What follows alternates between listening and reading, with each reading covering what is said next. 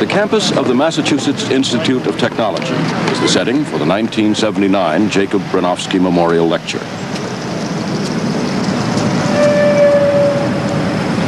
In 1978, the British Broadcasting Corporation instituted an annual television lecture in honor of the internationally known scientist-philosopher, Dr. Jacob Bronowski, who died in 1974.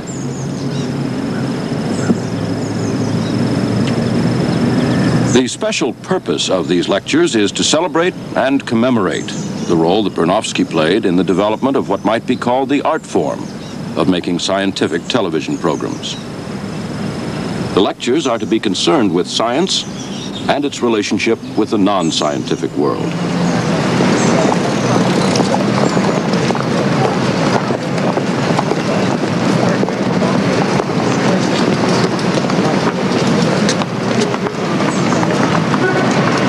Dr. Bronowski, who created the television series The Ascent of Man, was an inspired communicator who helped to interpret the mysteries of the physical world to the layman through first radio and then television. The second memorial lecture is given by Dr. Philip Morrison, who was introduced by the provost of the Massachusetts Institute of Technology, Dr. Walter Rosenblith. Philip Morrison is an extraordinary human being, in addition to being an extraordinary scientist. He's capable of evoking, in any field of science, the human aspects in addition to the most advanced thinking. He became one of the world's great theoretical astrophysicists in a period in which that field came out of its medieval era, in the time when quasars, nebulae, X-ray astronomy, supernovae made their impact upon our thinking. He became interested not only in the origin of the cosmos, but also in the origin of life. The fact is that he has been concerned with science not only as theoretical science, not only theoretical physics from where he started, but with science on its effect on human beings, on societies, and how they interacted with them. In some other way, probably he has been marked forever by his work on the Manhattan Project, by the fact that he was so dramatically associated with the first atom bomb by carrying the plutonium core in his lap. And ever since then, he has spoken out forcefully and informedly about the potential nuclear holocaust. But he's not only that, he's also the wise reviewer of books in science along all the range of the sciences. And he's a unique person to interpret science to children, to poets, to peers, and therefore entirely a natural choice for the Bronowski Lecture.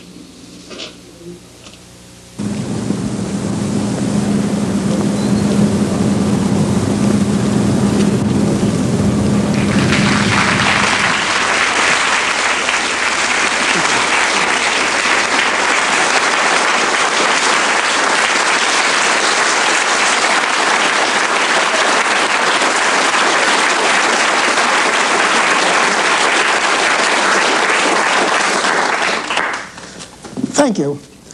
I'm moved to recall the days of World War II when a loosely knit but intense community of science and technology spanned the Atlantic between the British on the one hand and the Americans on the other side. Thousands of persons earnestly engaged in waging that terrible war, anxious for the best ideas and the best criticism on how the weapons of war, the new weapons, the radar, the aircraft, all those things which arose at that time could be used in the search for the precious victory. And that was the first time that I encountered the mind of Jacob Bronowski when, writing from a little English village halfway between Oxford and London, a series of penetrating and iconoclastic papers appeared, which caused a buzz of concern and interest, helpful buzz of concern throughout that entire community.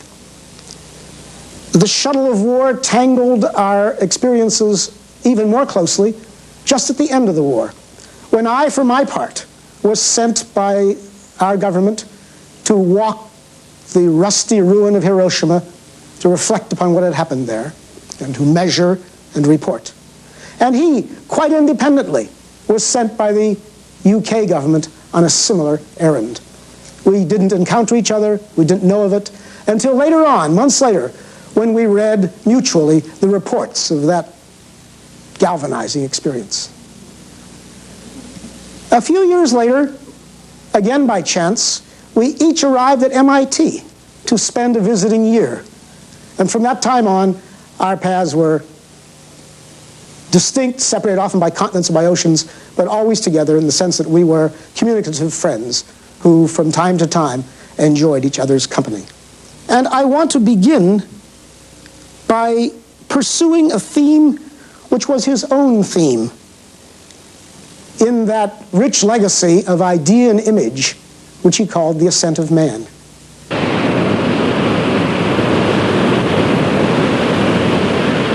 This is the Pacific Ocean. The California Indians used to say that at full moon, the fish came and danced on these beaches. And it's true that there is a local variety of fish, the grunion, that comes up out of the water and lays its eggs above the high tide mark. The females bury themselves tail first in the sand, and the males gyrate or dance around them and fertilize the eggs as they're being laid. The full moon is important because it gives 9 or 10 days between these very high tides and the next ones that will wash the hatched fish out to sea again.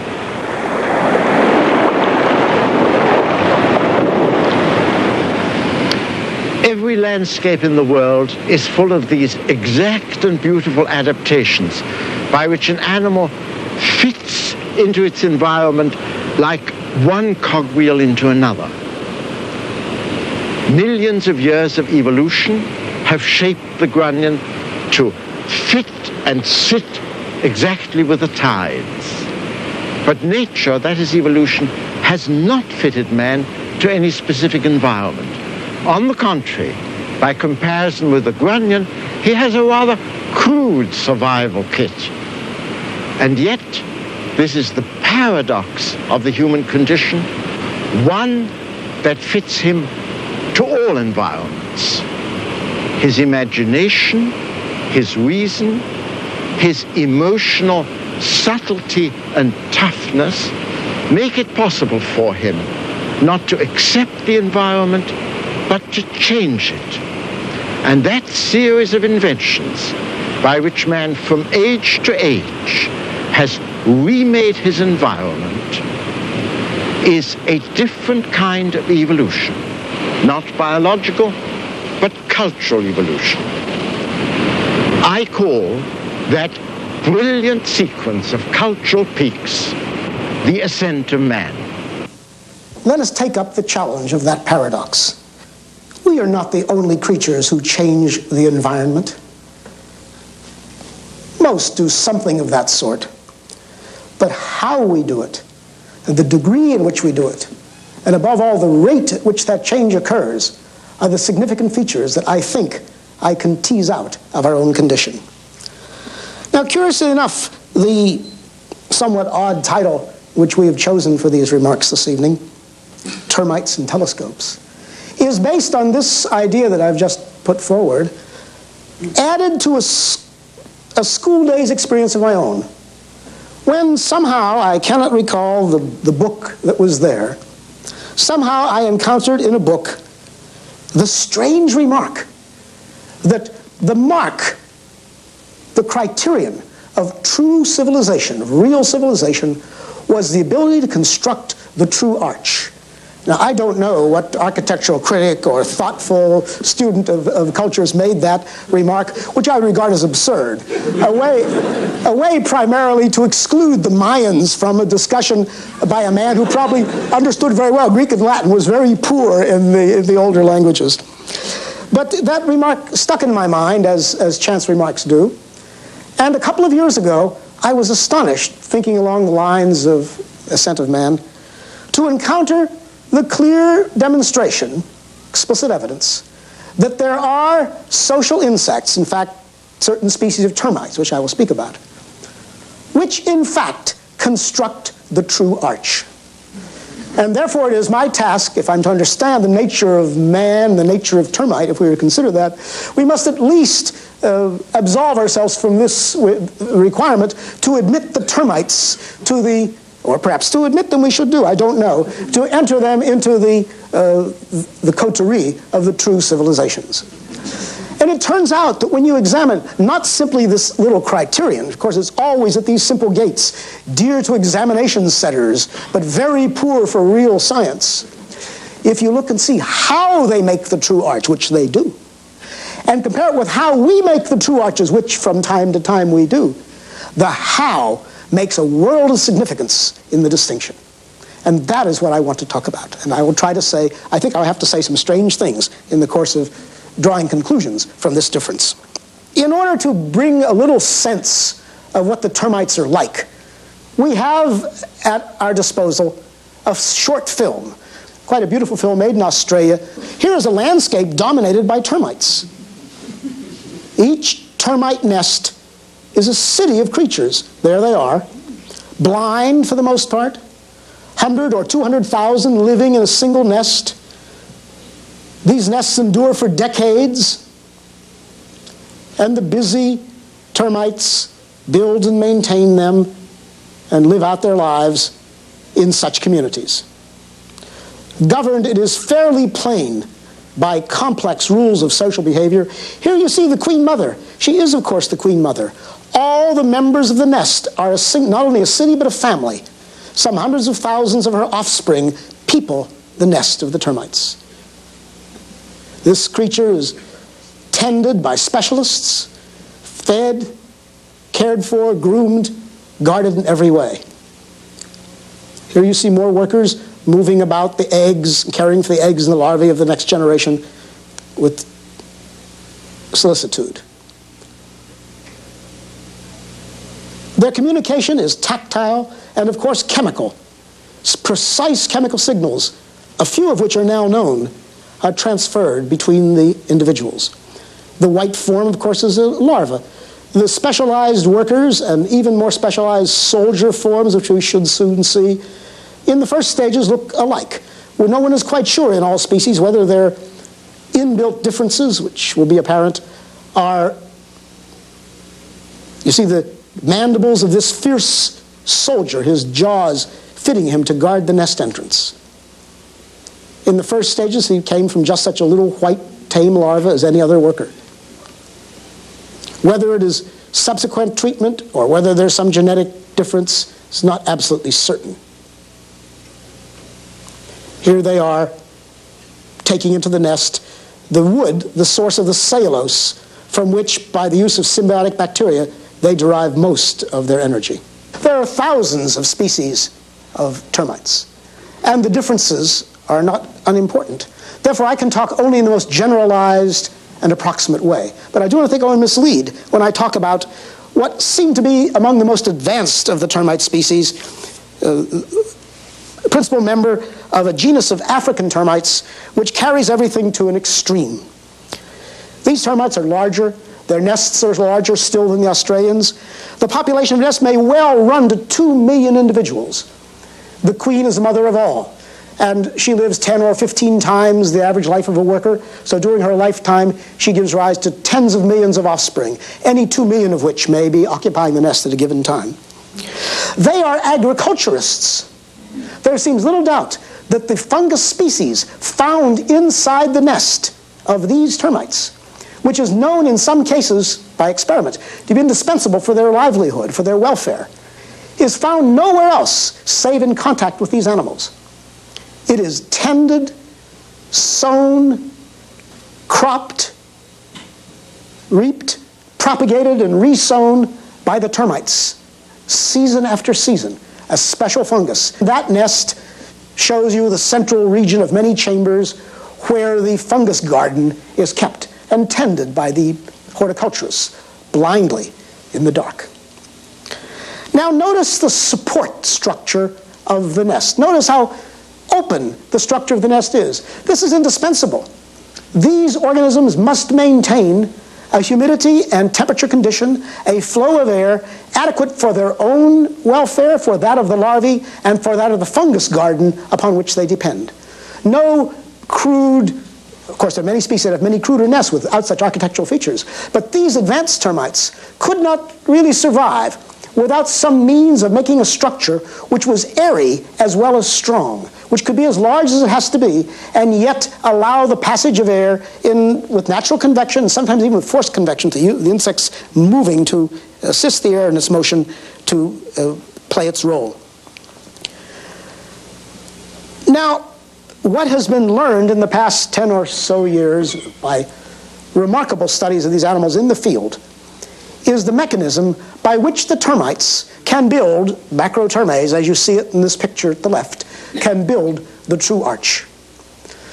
Consider what the task is. It begins with a hollow lens-shaped chamber in the ground, first excavated by many termite workers. Scurrying around in the dark, blind insects. And apparently randomly, though there may be some less than completely random interaction, they start making, at a certain point, those signals we do not know. We know only some, we can infer only some of the programmatic instructions which these animals must bear within themselves. But some we can see. They begin, hundreds, working in the dark, to assemble the materials from which the architecture we built. This is called carton. It is the chewed up, excreted wood fiber mixed with a cement that they secrete. And it makes little pellets which then can be glued together to build up a structure, as you see, a durable structure of meters high and decades of durability. Now, to begin with, there are simply these 1,000 scurrying insects in the dark, each one individually making a little pile of pellets. And then at some point, apparently, they understand their signal. A little programmatic remark says, when you have built a pile for a certain amount of time, or for a certain degree of success in pelletizing, abandon your pile if there is within your purview, within your senses, we don't know how that's done, whether it's by odor or by moisture, various possibilities exist, a larger pile. If there is, drop yours and go to work on the larger pile. So instead of 1,000 small piles, of course by chance some are a little larger than the others, there are now perhaps 100 piles 2 or 3 times larger than their neighbors scattered over the floor of the cell. The others are abandoned, and the large ones now start to grow, with many insects working on each one. A third important signal arises out of the system. If you have a column at a certain height, and there is no column nearby of an adequate height, abandon the column you're working on and join one which belongs to a pair. And there you see the insects who have found a pair of columns and obey the fourth instruction, which says when the pair close enough, because they had to be close enough, chosen by random events, were close enough so they might have a chance of being bridged together, work on the top until you bridge them across with the cemented wood fibers that make the true arch. And there you have termite true civilization and its architecture. I think it's an extraordinary, if not an awesome, statement. Notice that it is an affair without symmetry, without plan, with no blueprint, with no fixed outcome. The outcome is purely functional. There will be in the mean enough arches, enough sufficiently spaced to support the structure. But no two nests will have the same plan. There'll be no Palladian school. The situation will have about it a curiously effective and yet to human eyes and minds a curiously random pattern. The blueprint exists nowhere. It arises out of the interaction of the insects with some cues, admittedly, we don't know, some inbuilt instructions that we don't know, but with several other important cues that come from the structure itself upon which they're working. And that is enough to put together the arch, which will function well on the average. Truly an extraordinary outcome.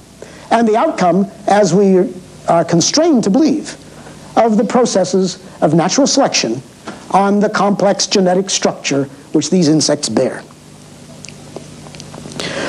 Insects like this, termites, learn little individually. All they know is coded deep within.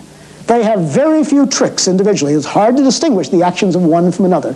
When you watch, you can measure the probabilities of actions, and it looks quite random what one does, who succeeded in making. There are no outstanding pellet pilers among the termites. I would like to dilate on this a little farther so as not to allow you to idealize the civilization. It's not a civilization, but it is an organic whole that we're looking at. Termites have a rather soft skin, which is not damaged without much difficulty. And occasionally, a slightly wounded termite with a scratch or a little bit of a nick in the skin will be walking down the access tubes, as you saw. And of course, as you noticed, tactile interaction is very strong. Every nest mate that termite encounters will feel and groom a little bit. And if that tear, if that should appear serious, likely to acquire very solicitous examination indeed, until after a while the nest may be surrounded by half a dozen or a dozen, all anxious to stroke and feel and assess the state of health of their fellow citizen. By chance, in this worrisome press, very often one of the insects will chance to tear it a little bit more and cause the exudation of a tiny drop of fluid. When this happens, the outcome is swift. That termite is rapidly consumed by his neighbors. Protein is always short among termites. There's no need to waste it. Individuality is minimal, and one termite is like another. And I think this moral justification supports the terrible democracy of the termite world. Now, how different is human architecture? How different? It rests quite plainly. Of course, we are social as they are. We are nothing without the collectivities from the earliest bands that wandered the African Rift to the great nation states and to the world community that we look forward to. But still, there are individual minds communicating, and the store of experience in the individual, the internal model that the individual can make of what is going to happen in the future, is the raw material for the selection of ideas, activities, content, which is the growth of human society, let us say of human architecture. We have found and enlarged a beautiful architectural drawing of about 1600 by the Turin architect Domenico Paganello, which is there. And no building of that sort existed when that beautiful rendering was made. That was a project which would come into existence, it may be, if the patrons were right and if the circumstances were correct and if he was satisfied with that version. And of course, to eliminate that building, and we may be well sure that there were many pieces of paper before that, to eliminate those earlier pieces of paper did not require the expiration of the lifetime of Paganello and the failure of his building by structural failure, and then starting another dozen or 100 Paganellos to see how their buildings turned out. Clearly, on that basis, human architecture would proceed with extraordinary slowness. We have a culture which evolves in a different domain by the passage of language and artifact far more rapidly than could ever be said for the exchange of genetic material which lies behind the selection in their myriads of the termite nests. Now, I would like to offer a conjecture, maybe a little startling. It is more than I could prove, but I find it very attractive to consider it.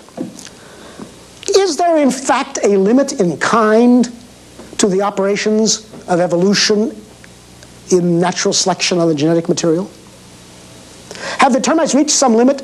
Is our obvious, extraordinary complexity and wealth of culture and dominance of the world, different in kind from that which the termites could attain by blind selection, in my opinion, it's not so. I see if they could make the true arch, I have no reason to doubt that sooner or later, I shall make a strong difference in a moment, but sooner or later, the termites could evolve, for example, if it were valuable to their survival, the manufacture of telescopes. Yes, and indeed radio telescopes as well. I think you can see how it would work. It would begin with termites that collected rocks a little heavier than the sand around. Be a lot of ores, you see. And then some nests would have found how to collect the heaviest ones, indeed, which would be copper, and not merely the iron or the lead that was lying around and so it goes. And finally fire, which they would take, and you can see how it would work. But now, it's plain that if I were to list the rules that make an arch, even in a half-hearted way, I think you would agree, probably some tens of programmatic rules, like a listing for a very simple program in a computer, would do the job. But to list the rules in that same way, without an idea of a blueprint, without an idea of a final end, without an internal model, just letting events feed upon events in response to a few simple programmatic demands, such as now is the time to turn off the fire when it gets too hot. It's plain to me that it would take 1 million listings. Would you doubt that? I don't think so. It might be 10 million. I have not tried to calculate it. A crude estimate of this sort suggests that that's what you would need. That's the number of books I'd expect to have to read, knowing a great deal, to be able to build a telescope, starting from scratch. And I think it's plain. It would be of the order of millions of listings.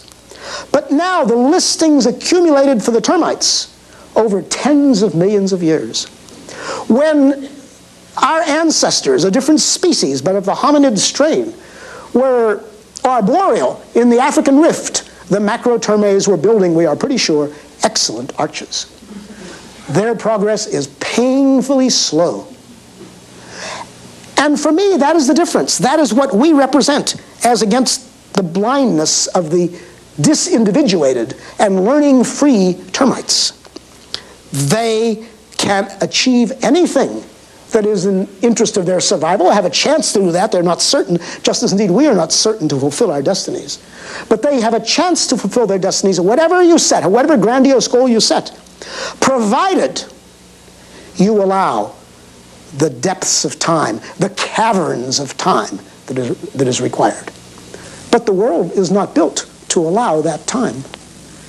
No, the reason I think that we are distinct is not simply the kind of thing that we do. Yes, we do things different in kind from that of any other species. But we do so because we have built a new means of change so swift that it enables that evolution on an entirely different time scale. And that time scale, not the limit set by the intricacy of the method, but the limit set by time alone, is the distinction between what I have called the blind paths of the genetic selection and the knowing, half-knowing paths of the internal model, which we represent. That's the view I'd like to put forward. We are swift changers over the land, and only by swiftness is it possible to make large change. That's all. Because what is given to us is the time set by the inexorable rules of the galaxy and the stars, and that time is all the time that evolution can play. And to evolve such remarkable things as the structures which we are a part requires time beyond the time allowable to the processes of natural selection, of mutation and meiosis and chromosome exchange and whatever else you will in the genetic material. That, I think, is the principal conclusion that I would like to draw. Now let me add a few more points to try to tease out more of the differences between ourselves and these social animals, our fellows, our predecessors. Indeed, it may be our models, but models from which we're very much diverged. I want now to make a simple, very simple arithmetical discussion, which is the nature of a most naive effort to show you one thing that you might well believe, but to show it in numerical terms so powerfully that it astonished me when I made the same simple calculation. The idea is this. We manipulate internal symbols. That's what I've said. That's our quality that makes it fast. You can utter words, draw papers, exchange ideas, dance in a much shorter time than it takes to live a life. And that time, and of course far less, you then sum up also an internal structure of your own. You do not, like the termites, have one structure built in, and then that structure lasts all the life of the termite. It is never really much changed. There is no learning. We instead manipulate symbols. I won't speak of them. I'm going to use letters, but that's the most naive example. I don't really mean only letters. I want to think of this in a general way that stands for any kind of manipulation of symbols. And I want to ask a simple question. It's only an arithmetical question. Therefore, it is not meant to be a model of the real world, but is meant to suggest how the real world might work.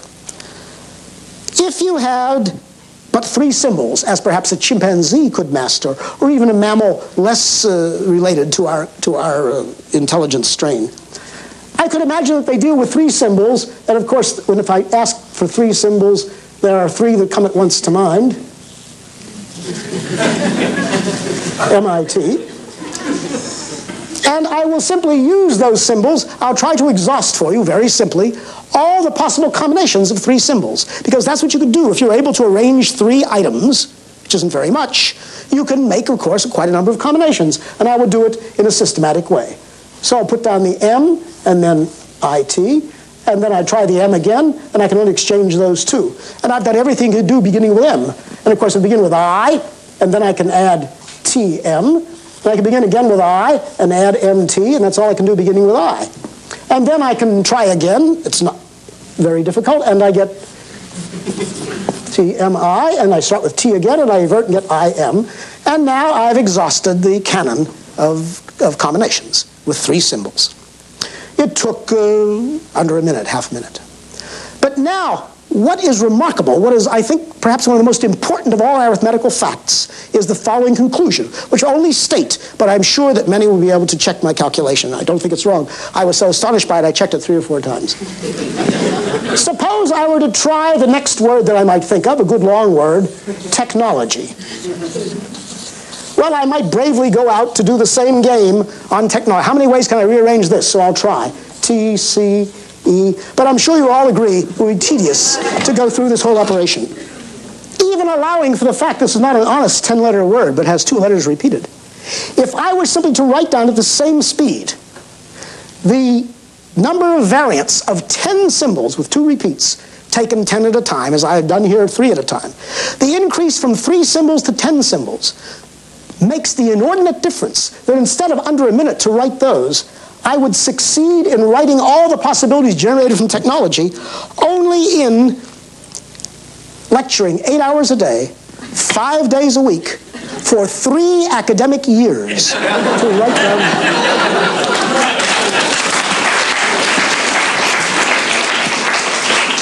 It's a simple consequence, of course, of elementary combinatorics, but we get so used to it. People who deal with mathematics get used to these remarkable functional changes.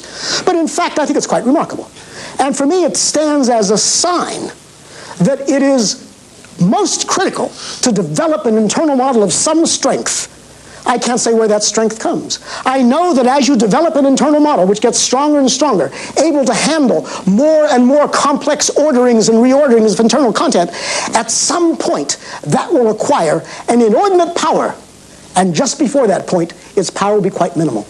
And I think that is the distinction that we see between ourselves and our cousins, the friendly chimpanzees and the quiet gorillas. And of course, it also is the same kind of exponentiation which we see in the rise of culture itself. Now, I have to say more about internal models. I don't want to leave it just at that. It's much more important for us to examine if it is true that our real essence lies in this internal model building property. Then it is up to us to try to understand what kind of models and how should we build them. This will influence our every thought. It is indeed our every thought. Now, I can see, and I think today it is apparent to all, 2 polar opposites in the world of model building. 2 descriptions of models which we all know and use well, which are quite different in their nature. And they can be described in several different languages, several different terminologies, and I shall do that. The simplest one is to speak, of course, the foundation stone of our culture is probably, at least it has been for, let us say, 500,000 or 1 million years, language itself. Language, you see, has a curious property. I suggest to the computer enthusiasts that language is very much, well, they call it machine language, yes. It is a combination of a few symbols repeated over and over and over again, interchanged and arranged with no representative quality, no necessary iconic connection between the word and the world. Brass is not a yellow metal. Grass is not a green substance. The two words sound alike, but they mean something entirely different. This arbitrary mapping is the essence of the digital, the essence of language, the essence of algebra. The X can stand for anything. So language, algebra, and digital calculation I regard as 3 prototypes of one kind of model. I think you will take the meaning. The other kind of model is vision, geometry, and analog examples, physical systems. Those are very different in nature. They tend to have much more continuity, much more connection with the 3-dimensional nature of the world and their position in time. They tend, in many ways, to be much more immediate than the powerful but strangely abstract ones we call language or algebra or digital calculation. Now, it is a popular thought these days, I've read it from numerous authors, that indeed there's a logical difference between these two branches. That the stern, the calculating, the objective mind deals in the digital, the symbolic, the algebraic. And the lighthearted, emotional, unreflective, spontaneous mind deals in vision and geometry and such things. In my opinion, there is no strong logical difference between these two. I agree they represent 2 attributes of the human mind, or of human minds. They are both represented, they're both indispensable. They both, in my opinion, allow a fully logical and indeed a fully artistic or emotional consequence either way. I don't see that the medium, in this case, will determine the quality of the message. I'm afraid that what happens is people who write books and articles know a lot about putting strings of symbols together and very little about drawing paintings. And they think the art of the painter is spontaneous and carefree. And perhaps the painter, on his part, feels, well, putting all those symbols together is much what you did in kindergarten, but struggling to get exactly the right visual form on the canvas, that's a different matter, a more serious matter. And I suspect they're both right. I mean, you see that the true situation is really more complex. And I would like to engage a little more in discussion of models of these 2 kinds, and I want to say a little bit about how people make these models and what kind of models they are. In the west of England, right across the country from the famous Cathedral of Canterbury, there is another cathedral, Cathedral of Wells, and I would like to talk a little bit about what you may find at Wells Cathedral. Its facade is magnificently sculptured. This beautiful structure was begun about 800 years ago, a little more. And now we enter the cathedral.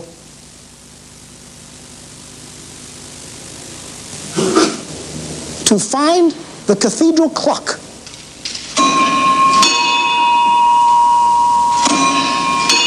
And the automata who joust up above as the hour is struck.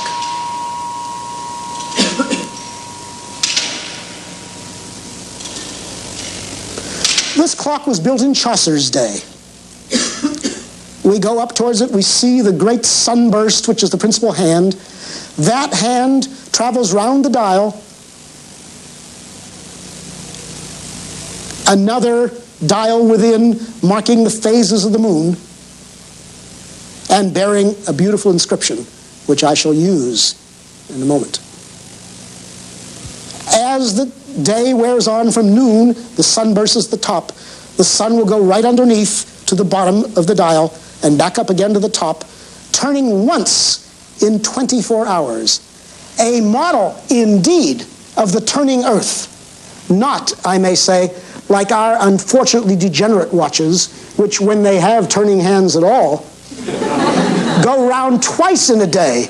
So willing are we to attenuate the model on which the clock is based. Now, do not think that this clock was primarily a practical matter. It was not open to the public at all for the first couple of 100 years after its installation. It was undoubtedly of use to the society of the canons of this cathedral, who had free access to it and could watch it, and perhaps could time their comings and goings and their prayers as they chose. But it would be a mistake to think that that magnificent clock and its moon and day were built mainly to assist the proper scheduling of a cathedral society that probably knew perfectly well what to do each day of the year. No, the inscription tells us. It says, and I construe the Latin very freely, this circular dial presents the universe in microcosm. That's what it was for. The man who caused this clock to be built and the brilliant artisans, probably Flemish and Belgian, who helped build this, were celebrating that order which they saw as the creators, exactly as those were who made the scriptural sculptures in the facade. They were not doing any lesser task. It was not merely a practical timekeeper that they were building in that cathedral. I think every human inference leads to that point, and they said so in the face of the clock. Now, I think that that sense of model building, in this case the explicit analog model, which contains some measure of the truth of the time, namely the earth turning on its axis, or as they saw it, the heavens turning about the earth once every 24 hours, and the hand of the moon ingeniously contrived to slide behind by about that 1 hour per day, so that in the course of the month, the disk you saw which exposed the crescent moon would gradually slide around as well and go through the moon's phases as you watched. But now, of course, clocks have acquired a rather different quality. Not all of them. Some of them remain. But here we have this quite handsome object, which is there displaying the time for us all. And while it may have a hidden rotator, which still remembers very faintly that great rotation which it is mirroring, it is really hidden. And all you see are the numerals that come to the face of the clock. And I venture to say that quite a few of you wear on the wrist a clock which has given up all semblance of rotation, except in the abstract space of complex variables, where there is a rotating vector still, whose oscillations give you the quartz crystal. But you see how abstractly we depart from models. And of course, that is the story of the rise of scientific precision and scientific strength and scientific growth. And I think that that story is real. But what I am trying to argue is that that story cannot be maintained as the only element of an appropriate structure of models, a schema of models for the human mind. It is too attenuated, it is too narrow, it is too thin, and we will not be fully nourished on such a diet. However precise and however numerous the bits which it can handle. When I open this wonderful book, which by the way is a joint Anglo-American production, jointly computed by the authoritative staffs of the U.S. Naval Observatory and the Royal Greenwich Observatory, representing more than 200 years of tradition for putting out the nautical almanac and ephemeris. And if I turn to today's date and look for the table which enters the moon, in which the moon is entered, I have a beautiful table, very precise. I have to report to you 9 figures and some interpolation numbers which I'm afraid to count.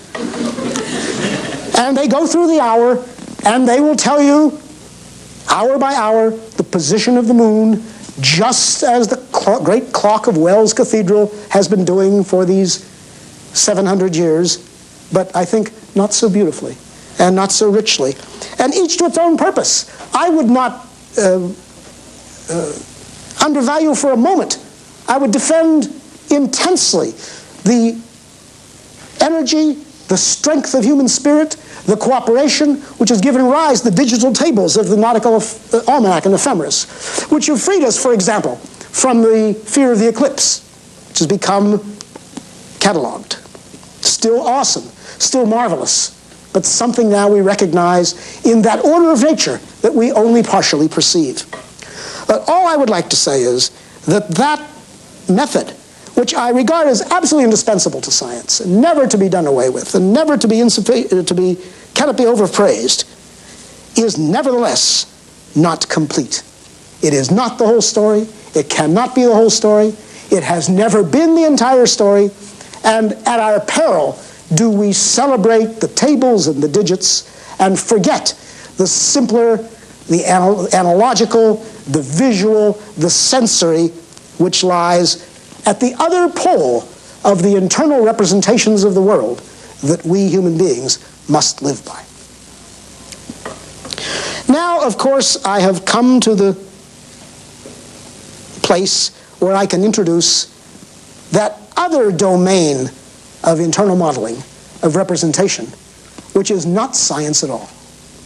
That, of course, is art. I think you will at once admit that the sensory is, if not indispensable, at least the greatest part of all the arts in our history. We must appeal not to a string of digits, however elegantly assembled, however meaningful, but to a material system, whether it be of metal or canvas or even beams of light or sound, whatever it might be, which we can perceive by the senses, celebrate in the mind, regard as a representation, often subjective, not always, sometimes quite objective in representation, possibly with an image in it, possibly with a metaphor. It can itself be as logically austere, I think, or as spontaneously free from logic as it chooses, provided only it embodies itself in a material base of some kind. And that we can apprehend through the senses. Now, we're fortunate enough to have before us an example of this sort of material. This beautiful ritual cooking vessel of the Shang civilization of China in the valley of the Yellow River was made by its artisans and designed by its artists and celebrated by its priests first about 3,000 years ago. That's such a vessel we're lucky enough to have. And I think it is fair to put this masterpiece of art and craftsmanship before us and to ask ourselves the question whether its eloquent symmetry, whether its fitness to the material, the cast bronze which it represents, could in any way be exhausted by describing it carefully in the geometrical position for every point and a code number for what material is there. Is it air? Is it copper? Is it tin? Is it the patina?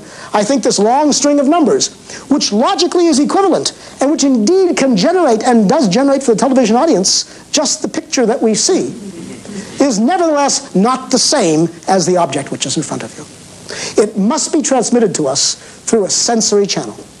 And I think that is the lesson which art brings to us, and it is richly brought in this particular example. I am moved to comment on the form itself. You recognize perhaps the animal face, the symmetrical face, much distorted, much abstracted, which nevertheless resides in the careful finish of the design.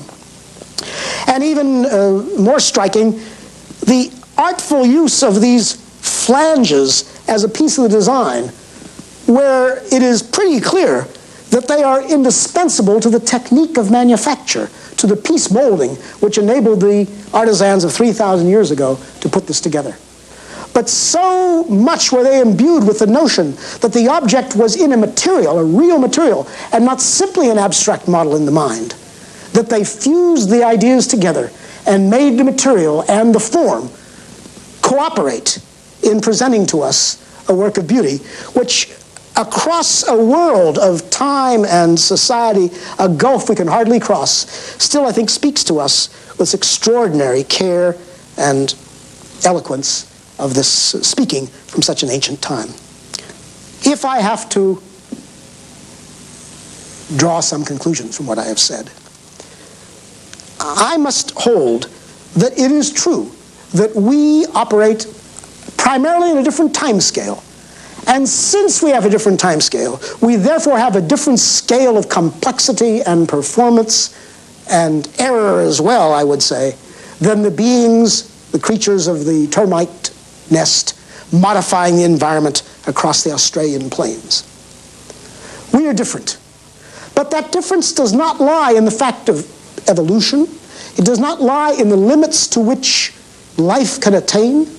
It lies in the remarkable ability that we have acquired from an inborn evolutionary choice to build the model building possibilities beginning 1 million years ago and perhaps reaching the present state some tens of thousands, 40 or 50,000 years ago. There seems to be no change in our species, no important biological change in our species since then. The most eloquent argument for which is, I think, examining the artifacts of the Upper and Middle Paleolithic, the paintings in the cave, the mobiliary art, the possible symbols inscribed on the walls, and recognizing they are persons like ourselves whose absence of a great cultural legacy, whose smallness against the forces of nature around them, made their accomplishments modest but magnificent in potential.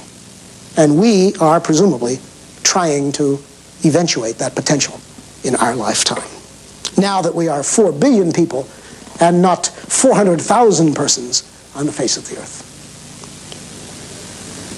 This release of time is, of course, the key point that I have tried to stress.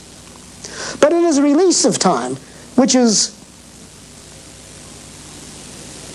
possible, I think, only if we remember, as we can hardly easily forget, but as the academic may be inclined to forget from time to time, that we have rich model building propensities, that every life indeed builds models, that the unlettered as well as the professorial are constantly, as we must for our own internal survival, foreseeing the future, modeling the consequences of every event, looking at the fall of the easel or the rain outside, and understanding what will happen, not by an experience and a feedback mechanism, maybe once, but not a second time, as the proverb tells us.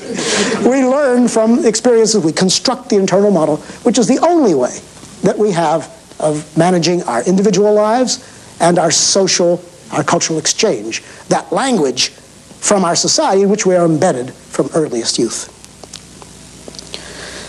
Now, I will admit to a deficiency in this beautiful set of objects that I've talked about and admired.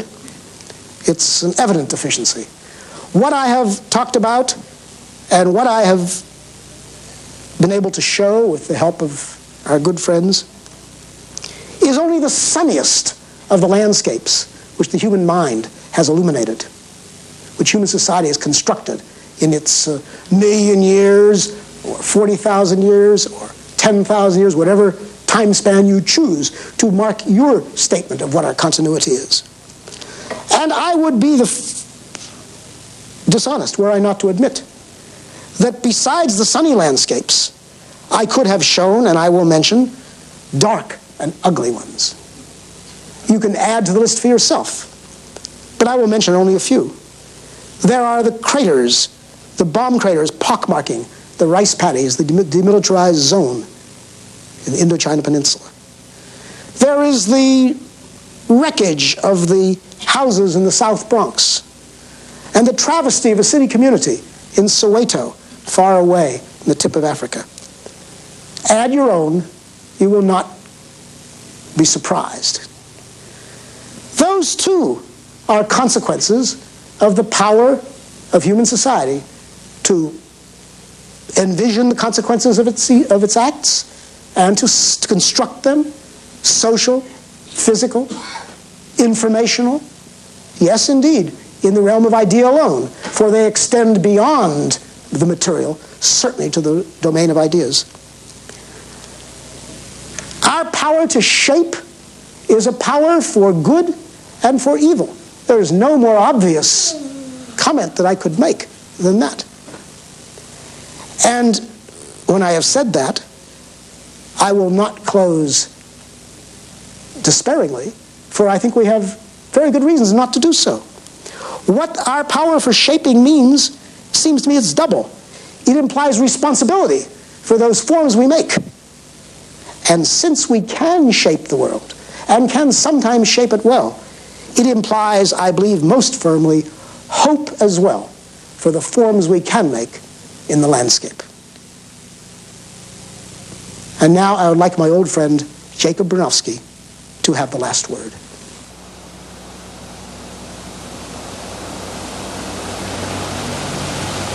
Man is a singular creature. He has a set of gifts which make him unique among the animals, so that, unlike them, he is not a figure in the landscape, he is the shaper of the landscape.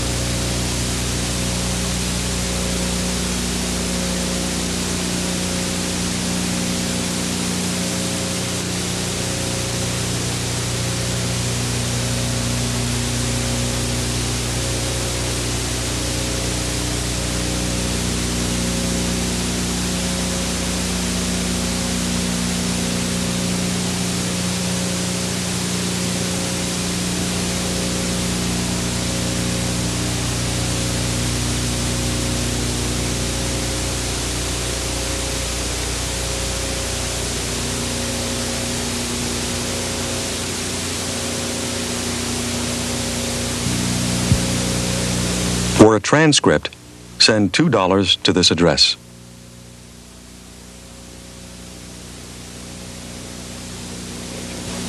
Major funding for NOVA is provided by this station and by other public television stations. Additional funding is provided by grants from TRW and the National Science Foundation.